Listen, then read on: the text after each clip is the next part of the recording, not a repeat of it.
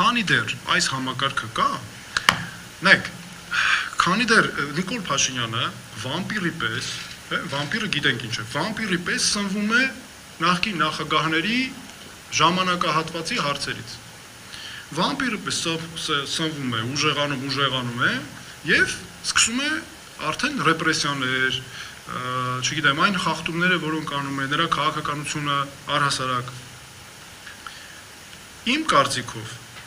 քանի դեռ այս համակարգում, որը հիմնված է նստած է երկու թևերի վրա, քանի դեռ նախկին նախագահները մասնակցում են ընտրապայքարի, ընդդիմության միավորում ընդհանրապես հեռանկար չկա նման։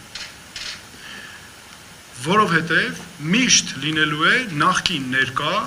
միշտ լինելու է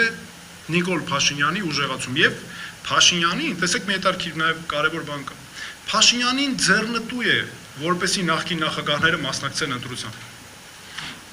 Փաշինյանը նախկին նախագահներից է ուզում դարձնել իրեն ընդդիմություն։